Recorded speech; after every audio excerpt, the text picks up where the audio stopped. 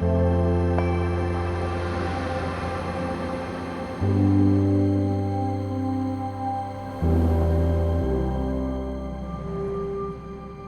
is humanity's destiny and evolution in the universe? If history has no direction or meaning, then life itself lacks purpose and significance. Can we, on our own, give meaning to our destiny by shaping it through our choices, without considering any potential plan from nature or divine providence?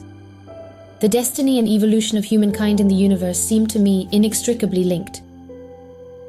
I therefore disagree with Raymond Aron's perspective in Dimensions of Historical Consciousness, where he states, "It is not necessary for a providence above the fray to guide history. On the contrary, our evolutionary destiny does have meaning, precisely because a providence, embodied by the demiurgic gods of universal creation, stands above the fray and guides not only the history of humanity, but also that of all other realms. There can be no history without humans acting in pursuit of conscious goals. Why would humans feel such a strong need to commit themselves if something within them didn't transcend their material nature? If I want my life to have meaning, I must accept that the larger story it's part of has meaning too. It's not just us, our animal selves, who give meaning to history. Human history isn't just a meaningless wandering.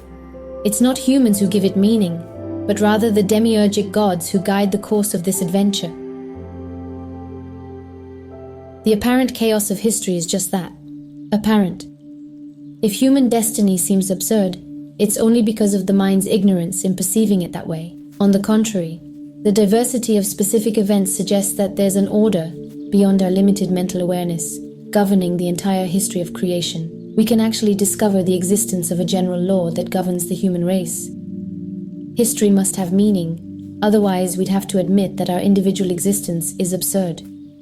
I call divine power that supreme being who, through his demiurgic gods, guides the history not only of humanity, but of all humanities in the universal order.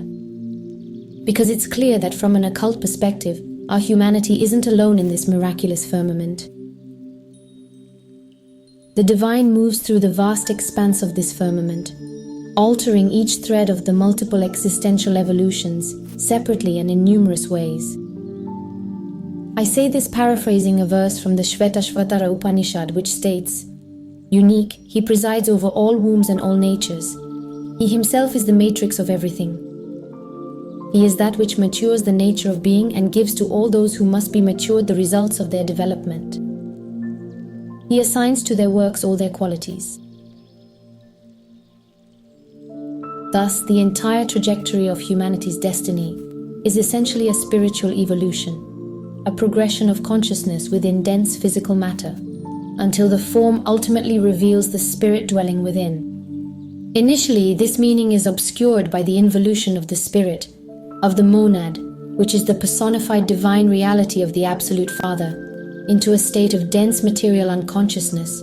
More precisely, the monad has projected a shadow of itself into dense and ignorant matter. It evolved this shadow successively through the mineral, then plant, and finally animal kingdoms, before acquiring human evolutionary status through the power of the demiurge gods, the Elohim of Jewish Kabbalah. This is why human monads, shadows of divine monads immersed in mortal materiality, cannot be transformed into perfected spirits by some mysterious act of creative magic performed by the demiurges. If the Elohim had wanted to create perfect beings, they wouldn't have immersed human monads in ever-changing matter, making them evolve through mineral, plant, and animal stages. They would have made humans as directly and originally perfect creatures, but that wasn't the case. When the demiurgic creatures, under the guidance of the Christic Creator Son, wish to produce perfect beings, they do so through direct and original creation, but they never attempt to transform in a single-step material creatures of animal origin into beings of perfection. Catholic beliefs in the resurrection of the flesh, which imagine that death has a magical power to transform the mortal into the immortal, are heretical beliefs based on erroneous superstitions and pleasant fables. The death or disembodiment of the ego doesn't have the power to instantly transform human and material thought into an immortal and perfected spirit. Souls must spiritualize themselves through reincarnations to awaken more and more, eventually reaching the stage of resurrectional awakening.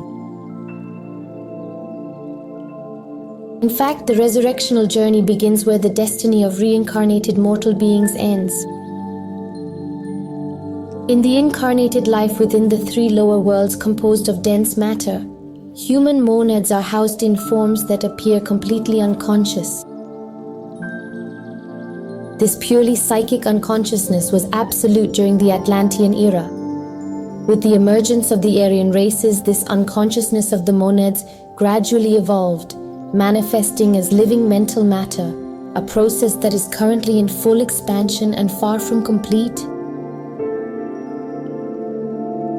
It will only be during the next and sixth great racial epoch, that of the sixth race, which will be unique, that will see mental man globally evolve towards causal superconsciousness, corresponding to the emergence of a spiritual superhumanity.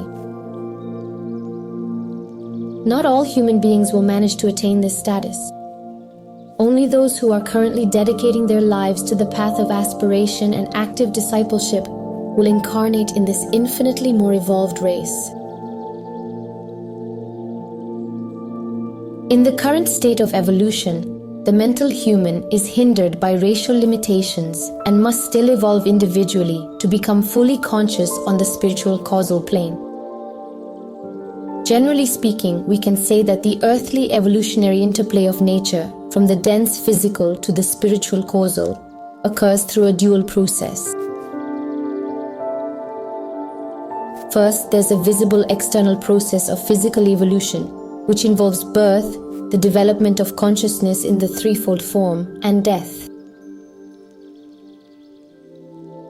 Second, there's an invisible internal process of soul evolution, which involves the rebirth or disembodiment of the ego in ascending post-mortem degrees of form and consciousness.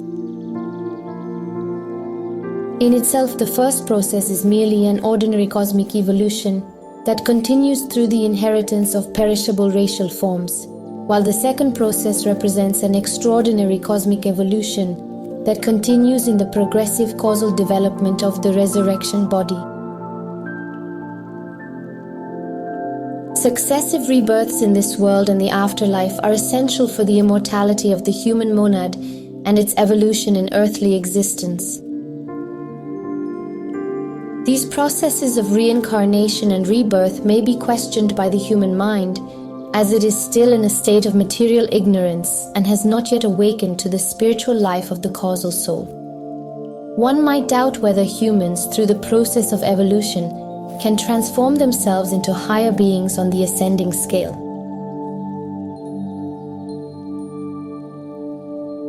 The superhuman subjective mental being cannot emerge until the psychic man understands the facts of his racial mind, which keeps the human monad veiled in psychic ignorance, concealing the supreme mental truth.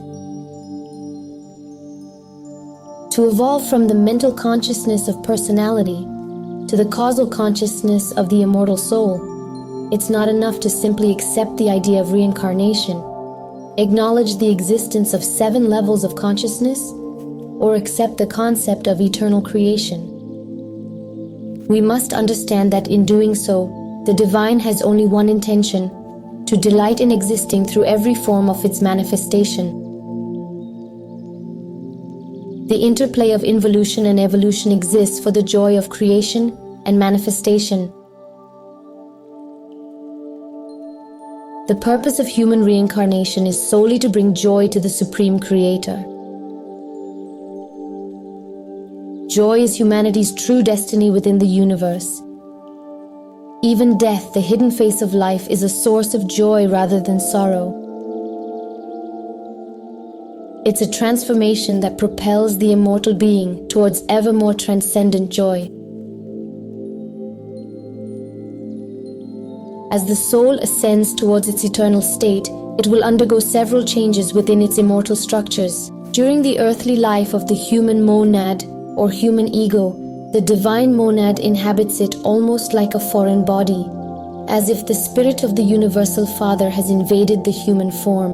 When the human monad or soul momentarily stabilizes to unite permanently with its divine creator monad,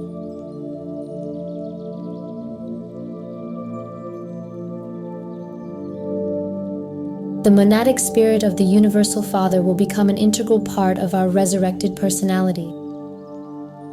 This is how the human monad will transition from the material state to the spiritual state of life. Paul was informed of this other eternal destiny awaiting resurrected souls when he wrote in his epistle to the Hebrews. He was looking forward to the city with foundations, whose architect and builder is God.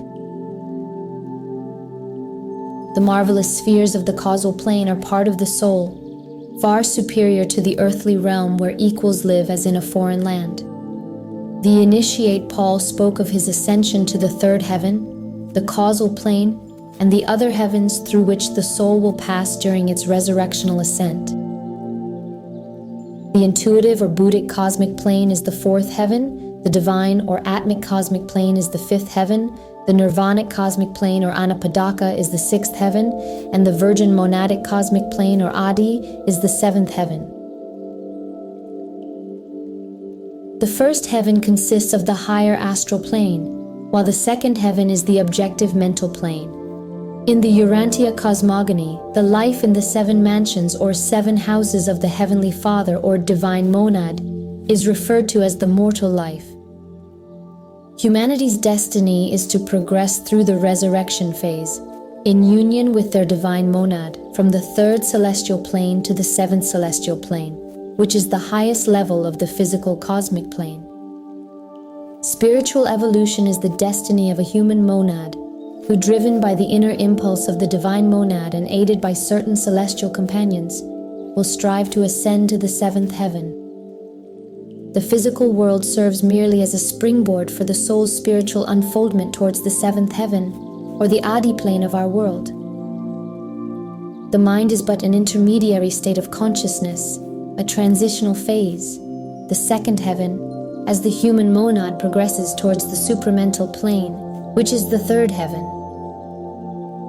The soul of man is a pilgrim, journeying from the first heaven to the seventh, from the initial astral plane to the ultimate realm of God, the Adi plane.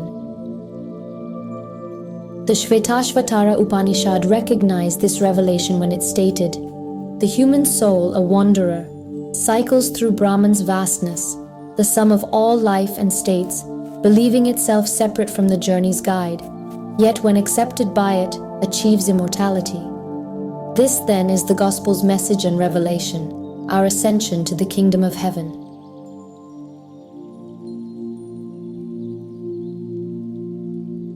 Christ and all wisdom masters assure us that this world, this universe, is not merely a blind and relentless mass of phenomenal existence struggling aimlessly in its eternal orbit. The seventh heaven, God's supreme kingdom, is that radiant realm our Aryan ancestors revered. Humanity's destiny is this ascent towards the absolute divine life on our physical cosmic plane. This is the human journey, the acceptable sacrifice, the ascent that saves mankind from the depths of heavy matter. This alone justifies the meaning of human history. This climb to Mount Carmel, as described by John of the Cross, is man's true purpose in the world and the justification for his earthly existence. It is in God's realm that the resurrected soul will find its true happiness. The chaos of history will end for humanity when we understand the secret of an order more perfect than the physical.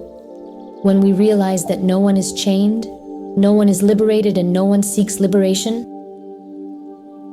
For God is absolute good, and Satan is merely the negation of this absolute good, that is, the relative good of unconscious matter. God is both a positive and negative being. The negative aspect of God is Satan, Maya, but God remains perfect freedom. The very name of God is what wise Christians give to the transcendence of life that encompasses the cosmic and universal totality. Death and the process of reincarnation are conventions that God has imposed upon himself. God has limited himself in the multiplication of human equals or monads. This limitation is the artifice of a cosmic game in which the God-man starts from the lowest levels of existence to reach the goal of divine existence. Therefore, fulfilling God in life across the 7 levels of consciousness is mankind's sacred destiny. Humanity's role in history is thus of considerable importance, as it enables the transfiguration of the world through perfect self-discovery. God has given himself a destiny by becoming human, by taking on material form. He expressed himself by manifesting his image in material substance, solely to enjoy his own manifestation through the lens of relative and phenomenal consciousness. Man can only know the God within himself if he views good and evil as oppositions through which God shines, without letting these oppositions dominate him. God shines brightly, positively, and spiritually through the goodness of his being, his spirit, or his essence. He also shines in a dark, negative way through the evil present in matter or substance. But since God's primordial nature is transcendence, he rises above the oppositions of good and evil, light and darkness, God and Satan, existing as an absolute, undifferentiated, indivisible, and unchangeable non-being. As man ascends to higher consciousness, he'll realize that the objective mind of mortal humans only corresponds to an incomplete logic of the intellect. We must be cautious of these categorical distinctions or set them aside entirely if we want to avoid falling into error. Only a mind spiritualized by enlightenment can perceive the physical universe as a dream without reality, while the material mind perceives the reality of God's essence as an illusory idea and functions on distorted and degraded testimonies of essence. Material thought is only capable of acquiring ignorance of non-existent and unreal things. This knowledge of ignorance itself becomes a kind of darkness and a source of imperfection. However, good and evil are necessary to each other in the ascension of the human soul. In truth, they always exist for each other, like Satan for God, man for the universe, matter for spirit, Eve for Adam. God, through the very process of involution, has become nature. Nature, through the process of evolution, seeks to gradually become God. Satan's destiny is to once again become the God he has always been. It is in ignorance that man crosses the gates of death. After crossing death many times, he will finally discover that his sublime and inevitable destiny is to learn that he is God. He will then have alchemically transformed the lead of mortality into the gold of divine existence.